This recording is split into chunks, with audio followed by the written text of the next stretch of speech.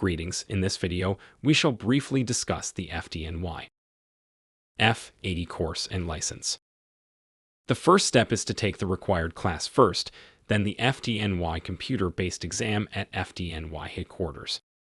Homelessness is a significant problem in New York City, and the number of men, women, and children that need shelter continues to rise. It is imperative that coordinator of fire safety and alarm systems in homeless shelter ensure that shelters are maintained in a manner that provides for the safety of the residents and employees in the event of a fire or other emergency, to immediately correct any fire safety violations that arise, to be familiar with all aspects of the emergency preparedness plan, and to stay informed of current fire safety laws, rules, and regulations. Guardian Group Services offers this class, which you can register for on the website www.guardiangroupservices.com. The F-80 exam will consist of 50 multiple-choice questions, administered on a touchscreen computer monitor. It is a time-limit exam. Based on the amount of the questions, you will have 75 minutes to complete the test. A passing score of at least 70% is required in order to secure a certificate of fitness. All homeless shelters require an individual holding a certificate of fitness for coordinator of fire safety and alarm systems in homeless shelters, F-80. This certificate is also needed in any building or occupancy required to have a one-way voice communication system, regardless of occupancy classification, that is operated or occupied by more than 15 persons for a period of more than 30 days, including emergency shelters. The shelter coordinator is responsible for keeping everyone safe in the case of a fire or non-fire emergency.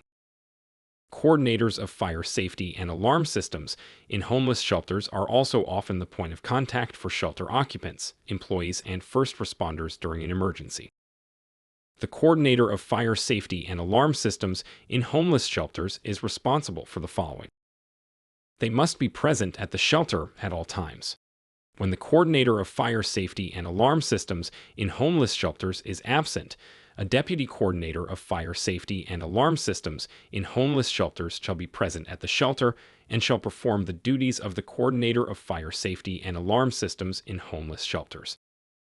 Familiarity with the content of the emergency preparedness plan and ability to implement the plan in case of a fire or non-fire emergency. Report to and be fully competent in the operation of the fire alarm control panel.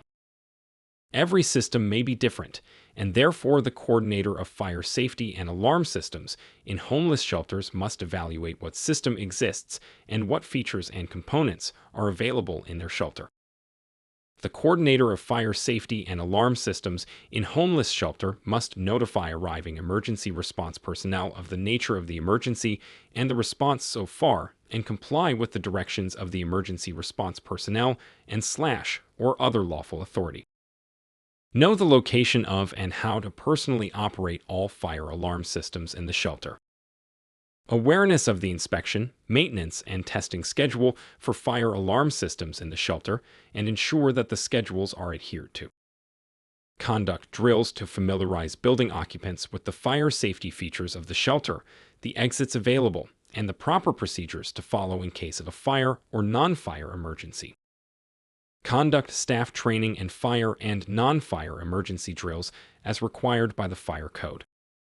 Coordinators of fire safety and alarm systems in homeless shelters supervise and direct the performance of the duties and responsibilities of the Deputy Coordinator of Fire Safety and Alarm Systems in homeless shelters, fire guards, and other FEP staff in the shelter.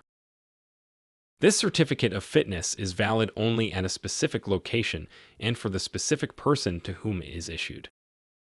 This license is valid for a period of 3 years. Applicants must be at least 18 years of age and must have a reasonable understanding of the English language. Applicants must apply the exam in person and bring the following materials and required fee. Applicant must provide 2 forms of identifications. At least one identification must be government-issued photo identification, such as a state-issued driver's license or non-driver's license or a passport. Applicants must present a completed application for Certificate of Fitness, A-20 form. Applicants who are not currently employed may take the test without submitting the F-80 F-80 verification letter or F-80 application. If the applicants pass the test, FDNY will issue a temporary letter with a picture for job-seeking purposes.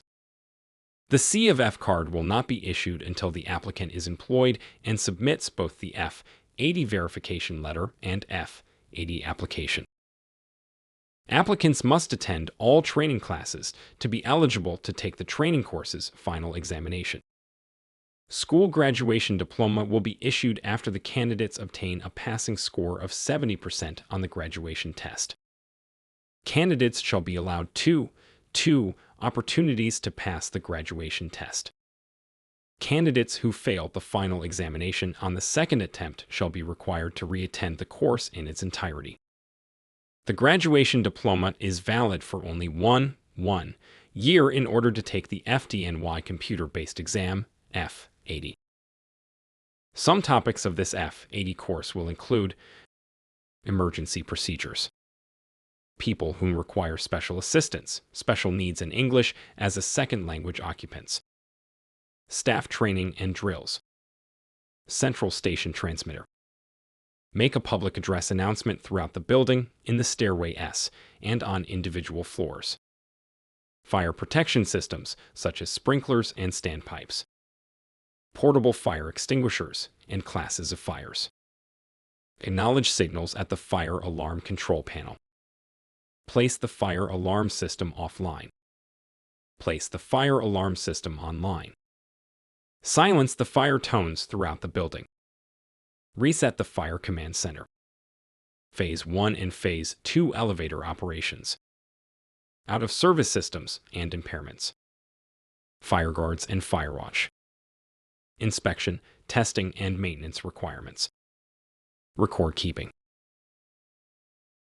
We shall also review safety in shelters and other emergencies such as elevators, medical emergencies, bomb or other explosion threats, chemical incident or release, and common problems in shelters.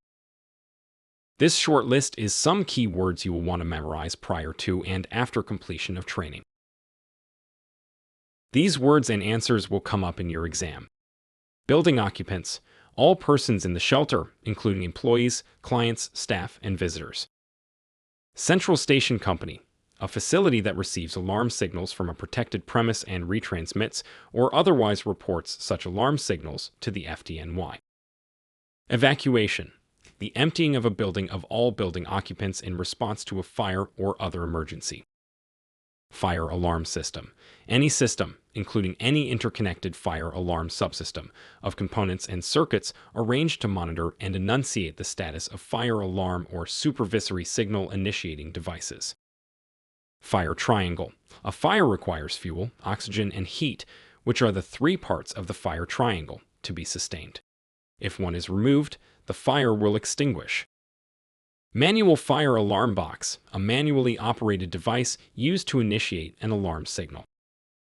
Non-fire emergency, a biological, chemical, or nuclear incident or release, declaration of emergency by a lawful authority, explosion, medical emergency, natural disaster, or other emergency affecting the premises or the safety of building occupants. These are just a few that you will need to know. Review your materials. Unfortunately, in New York City and elsewhere, disastrous fires have occurred in homeless shelters. Fortunately, the lessons learned from these fires can be used to help prevent them from occurring in the future. 3 significant fires that occurred in homeless shelters are listed below. Location: homeless shelter in Paris, Texas in 2009. A 42-bed shelter housing 28 men caught fire due to ignition of a table inside the shelter that was piled high with donated clothing. Location: homeless shelter in Bronx, New York in 2012. At this Bronx, New York shelter, improperly stored mattresses were ignited in 2 separate incidents, only 2 days apart. Location: homeless shelter in New York City, New York in 2012. A homeless shelter in New York City caught fire and required complete evacuation.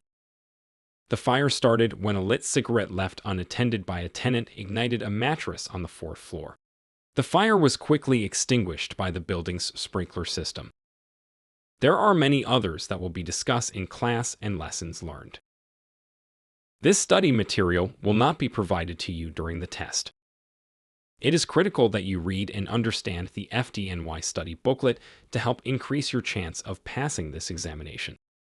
The study material does not contain all of the information you need to know to perform the duties of a coordinator of fire safety and alarm systems in homeless shelters.